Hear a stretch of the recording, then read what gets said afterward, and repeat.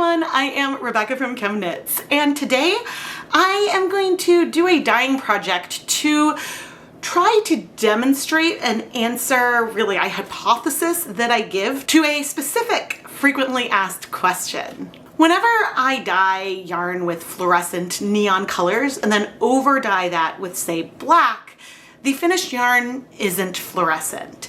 And I usually end up getting a question, well, what if you dyed the yarn black first and then dyed the neon fluorescent colors on top of it after? Would you then be able to see the fluorescence because the fluorescent dyes are on top? Now, my hypothesis is that no, the order of operations here does not make a difference. But I haven't really tried this specifically, and so we're gonna try this today so that way we can see if it works, what we see.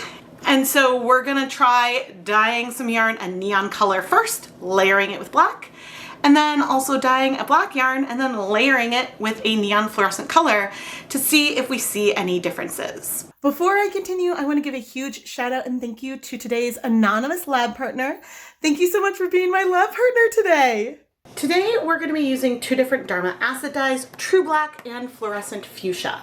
Fluorescent Fuchsia is a vibrant fluorescent pink. It is a primary. It is the only pigment that is in there. True Black is also a primary. That's the only pigment that is in there and is a beautiful black. Now I plan to use the black at a 1% depth of shade, which is 1 gram of dye per 100 grams of yarn. At this depth of shade, it's definitely black, but not the blackest black. It's more of a light black. And so there's a chance we could still see some things through, maybe, but we'll just have to see. And I'm planning to dye the Fluorescent Fuchsia at a 0.5% depth of shade, mainly because this color can be a bleeder, and that is a depth of shade where it shouldn't be as challenging to get it to all strike to the yarn, even if that might take some time. I put on my deluxe rubber respirator mask, safety glasses, and gloves, and started measuring out our dyes for the project today. I measured out 2 different batches of True Black, one that was 2 grams, one that was 1 gram, and I measured out 2 different batches of the Fluorescent Fuchsia. One that is 1 gram and the second that is half of a gram. The larger amount of each of these colors will be used for our first round of dyeing, where I plan to dye 200 grams of yarn in each color. And then the smaller batch will be used for the second round, where I'm only gonna dye one of the skeins from each of the colors in the opposite color. We're having some controls here today, everyone. I dissolved the dyes in some hot tap water, not really worrying about the volume because I plan to add all of this dye that I measured out into the respective dye bath. When you're dyeing yarn and you dye yarn in multiple layers, the dyes that you add are somewhat additive. You can always sort of see a little bit of the previous layer through. Dyes aren't like a paint. If you're painting a wall and the color that you put most recently on top is the color you're going to see. Additionally, fluorescence is a phenomenon where a molecule is excited by a particular wavelength of light and then it emits another wavelength of light that you can see. And I think that having a dark color there in the mix is just going to limit the amount you can see. I don't think that the layers really will have, say, the pink on top of the black. I think it's more that they're both just sort of present. So whichever one we do first doesn't really matter.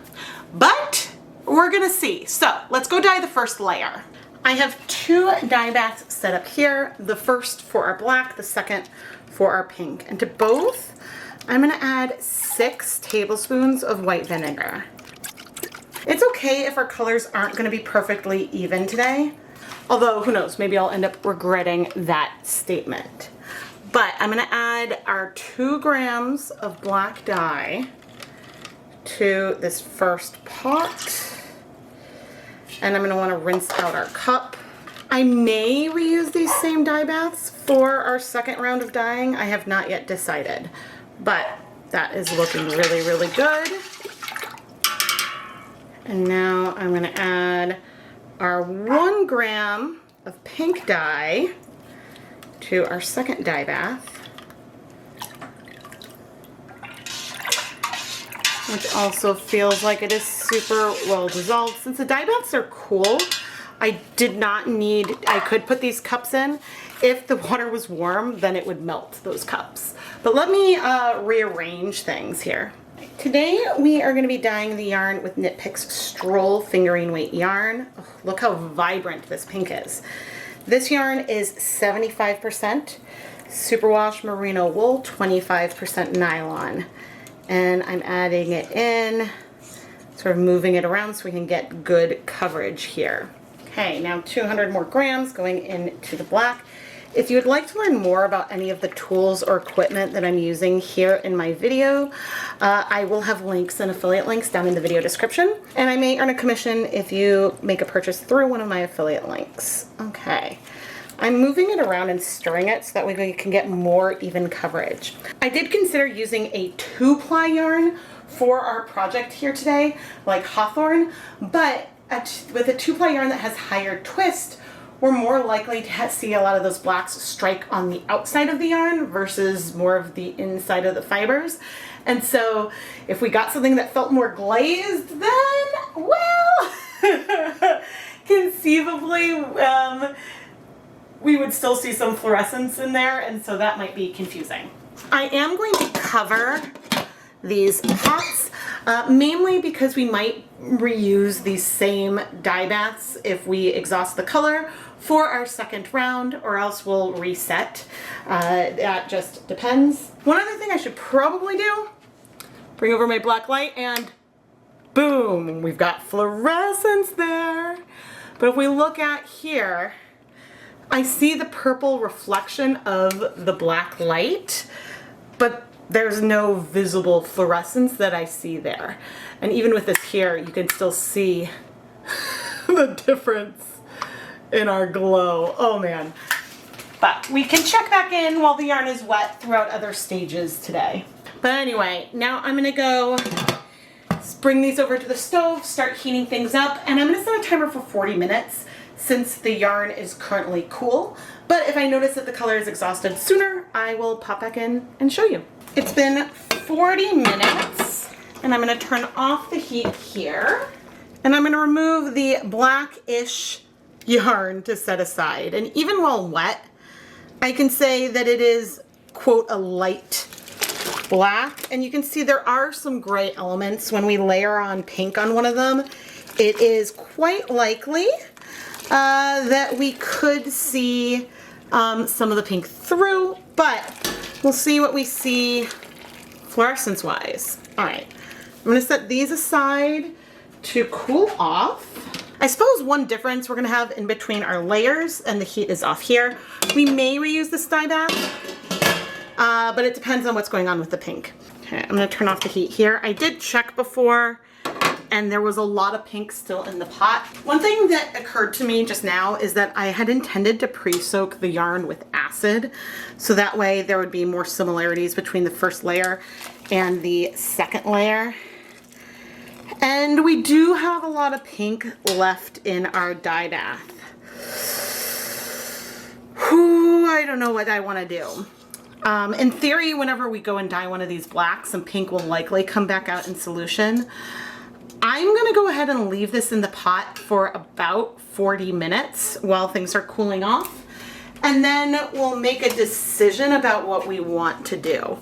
I have a feeling I'll end up resetting the dye baths and that we'll be leaving some pink behind, but we will see.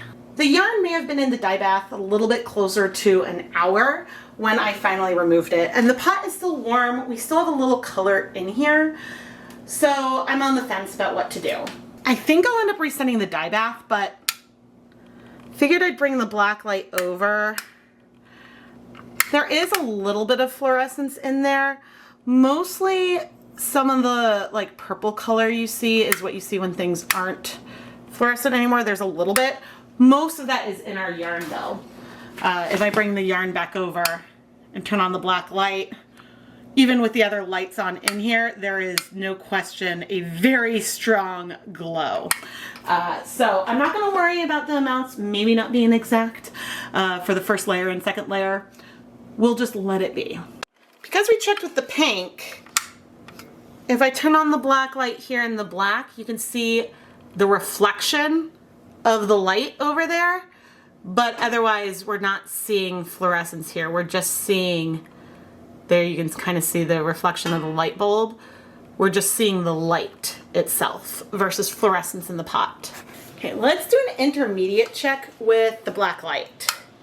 Oh, that is so fluorescent. Oh my gosh, it just glows so much. Now the black is not glowing. You see how the pink really comes alive?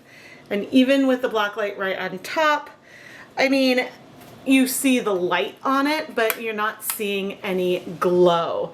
Certainly not like what we see on our pink. Oh, that's so fun. Sorry, I just never get tired of this. Okay, but now I labeled one of the pinks A that started pink and the black B that started black. And we're gonna take these and get these ready to over dye with the reverse colors. And as for our other pink and black, I'm gonna set this aside so that way we can wash them and we'll have these originals for comparison. So yes, these will have more dye on them total, but we can compare the fluorescence of this skein that has no pink to whatever we have over there. And the yarn has cooled off completely now. Before we start the second layer, there is one more thing I could try. We could try this with speckling using neon fluorescent colors and then over dyeing it with black, and then, or doing the first, so dyeing the black first and then speckling with the neon fluorescent colors. That would have those fluorescent dyes even more concentrated in particular areas, so maybe that would make a difference, but I also don't know. And of course, if you were to over dye our neon fluorescent color with a little bit of black to make, say, a gray, you probably would still see some fluorescence. Also, the yellow fluorescent acid dye is much brighter than the pink. So in theory, we could also do this again using yellow and, say, black. But I'm getting ahead of myself because we don't even have our results from today yet. I just wanted to share all of these thoughts along the way. I refreshed the pots with 16 cups of water and 6 tablespoons of white vinegar in each pot. Okay, now into this small kettle, I'm gonna add the ½ gram of our pink dye and quickly rinse this out. I could always go and grab more water, but given that the dye hadn't spread all the way through yet, it was easy enough to just rinse out the cup directly here in the dye bath. Okay, and now I'm gonna take our black yarn and we're gonna go in. Now, I do anticipate we might see some kind of color difference when we compare this to the other black, but it's also hard to say how much change it would be and how much of a difference we might get here compared to if I had just started with like a mixture of black and hot pink. I'm not sure. I will say that back here, after adding the black yarn, the dye bath suddenly looks a little cloudy to me. You know what? It's not that. It is, ooh, and I see a little patch near the zip tie that looks like it's getting some pink. I think it's just that with the black in there, the way that the light is reflecting, it looks a little crowded. Okay, now here we should have 1 gram of our true black dye. And if I can be fast, I can load up the cup. To rinse this out. Woohoo! And stirring it up, because ideally we want to get decent coverage. Now, in both of these circumstances, there could be some areas of fluorescence that peek through, because if I have some parts of the yarn that have more color than others, oh my gosh, look how vibrant this is. If we end up with a small patch that has less coverage, then we might still see some fluorescence, but it's hard to say. So immediately things are deeper, and I'm curious But I'm not gonna bring over the black light right now, not until we start heating things. One thing I am curious to see is some of the pink in here will leak back out into the dye bath or not. I'm definitely curious there. But I'm moving the yarn, so hopefully we have good coverage. But anyway, now I'm gonna cover our pots, bring them over to the stove, and set a timer for 40 minutes, at which point we'll go and check in and see where we are. It has been 40 minutes, and here we have our black yarn that went into the pink dye, and we can confirm, yes, I think this is letter B. Similar to the last time, there's a fair amount of pink left in here, so I'm going to turn off the heat and let this sit in here for a little while. And over here, we have our pink yarn that was dipped in black. Interesting. And what we see left in here is some pink. We have some bleeding, and so that is something that we can chat a little more about. But I'm also going to turn off the heat and leave this in here for probably 40 minutes to an hour. This is why I always recommend that you wash hand-dyed yarn cold, because heat can disrupt the interaction between acid dye molecules and the yarn itself. So even though this was dyed with pink first, and because this is a color that does take more time overall, I think the interactions are a little weaker. So having this yarn in hot water caused more bleeding to happen. So does this affect our results? I would say no. There's still a lot of pink that we dyed that was in there first.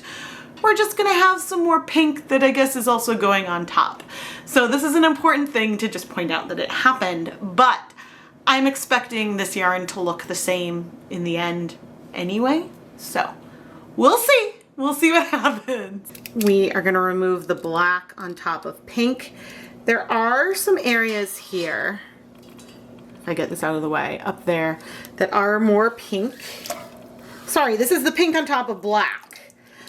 So there are some areas that might have some fluorescence, but overall it is fairly black. But yeah, I would expect potentially a little bit of glow right there. Here we have our black on pink.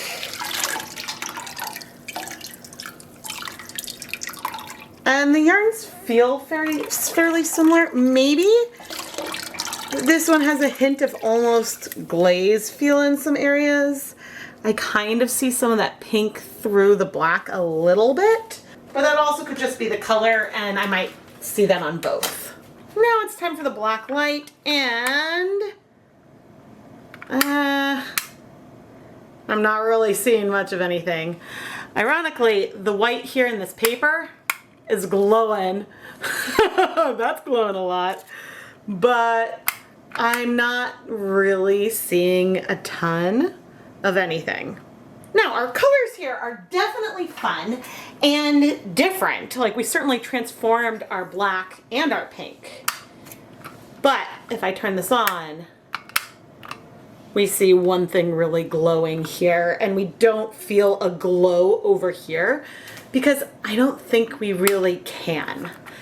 And so even though we'll wait and we'll do this again in a closet where I can remove a lot of the ambient light, I think that it's safe to say that if you're adding black on top of a fluorescent color, you're not going to be able to see the fluorescence anymore. Like, it just kills it. I mean, maybe it's hard to say if it's just like a reflection of the light. Yeah. Too bad though. It would be really cool if the black all of a sudden just glowed brightly. But anyway, I'm gonna set this aside so the yarn can finish cooling, and then we can wash it. Since we have our preliminary results, I'm gonna wash all of the yarn together, even if we might have a little bit of bleeding in here, but hopefully not, or hopefully it'll be minimal. The reason why I'm not initially concerned with the appearance of a little bit of pink in here is that the water, the dye bath that we removed the yarn from, was still a little pink. And so we just need to rinse that out. But I added some dish soap, and now I'm going to fill this up. So let's see how we are. All right, we're definitely getting some bleeding. That's okay. It happens, but I'm not thrilled about it. All right, I'm gonna fill this up again, and we'll see if it's better or worse. Da, da, da, da, da, da. Still seeing a healthy amount of pink. All right, I am going to keep rinsing for a little while, and then I'll pop back in and give an update. It has not been that many more rinses, but things are feeling a bit clearer. Certainly not as pink. Oy vey. See, can you imagine if I had used double the amount of pink dye? Ooh-wee. All right, let's see how we are.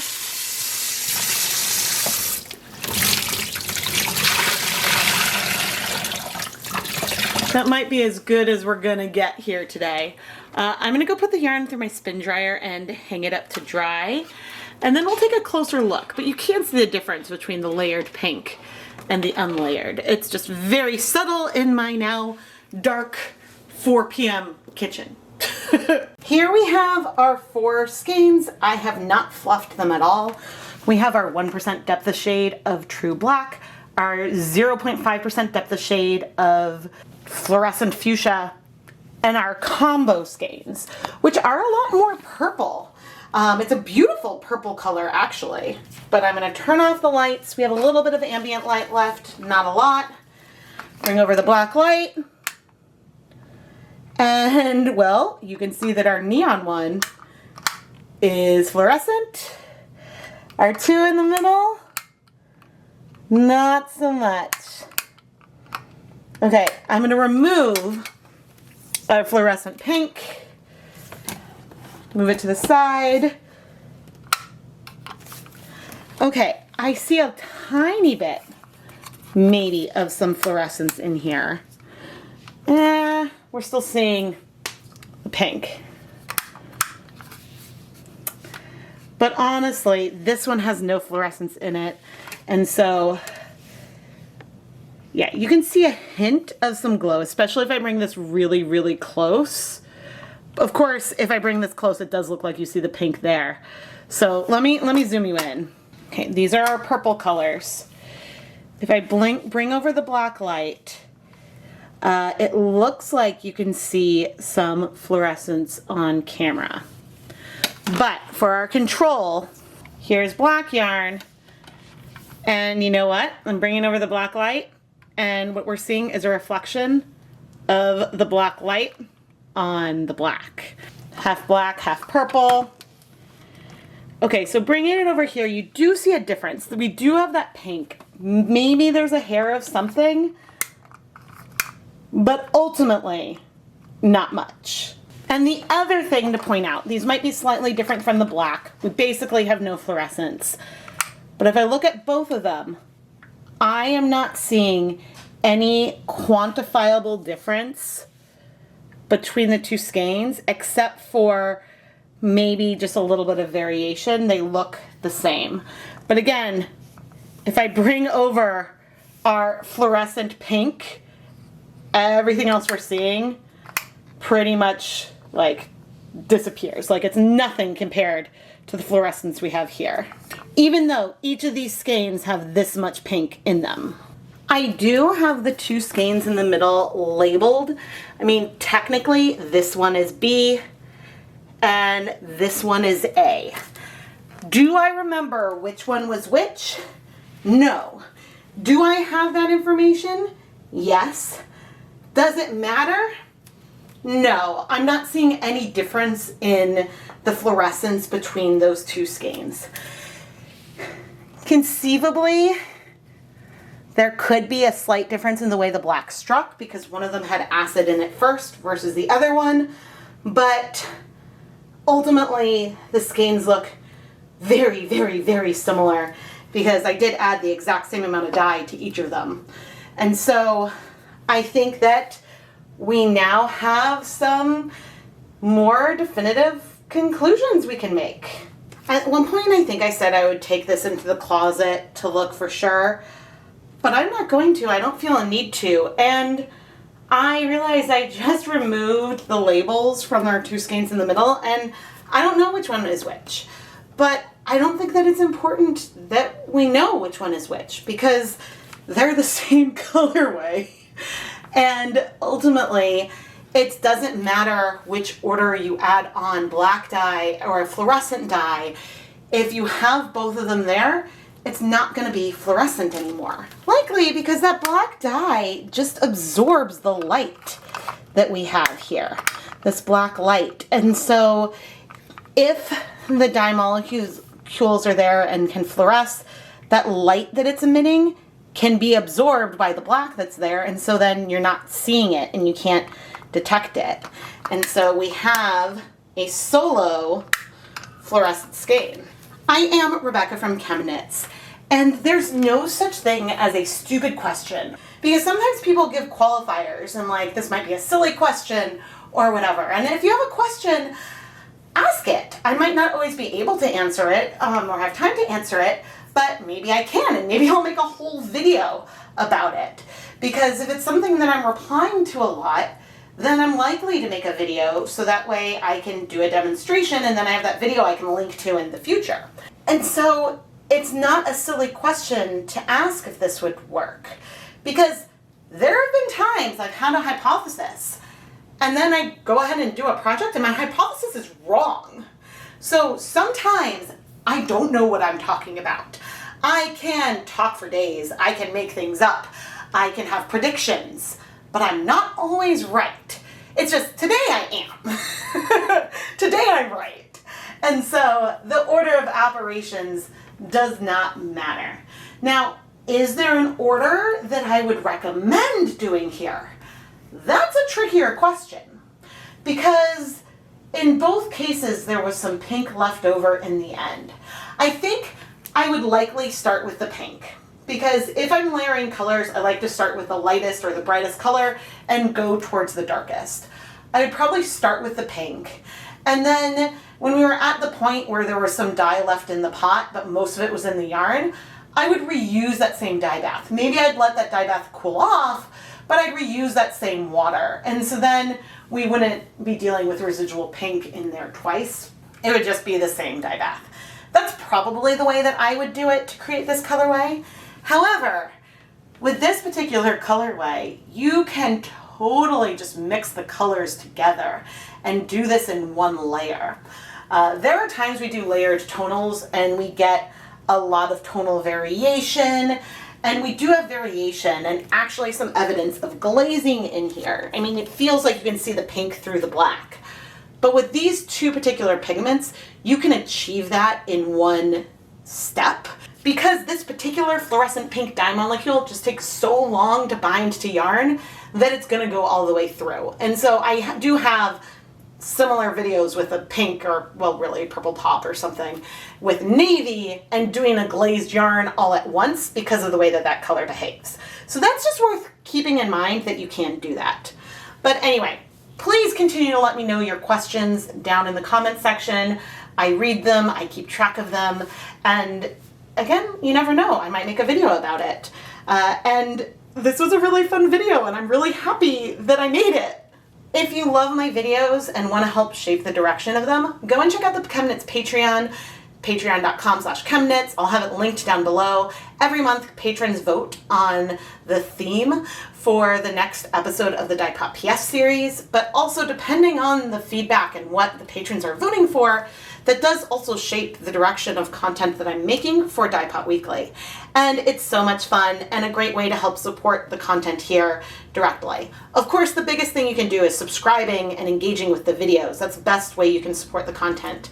But I have the Patreon, and I also happen to have an Etsy shop, ChemKnits Creations, full of hand-dyed yarn that have been featured in my videos. And so that's another way you can go and help support the content. Links for everything are down in the video description. Thank you so much for watching.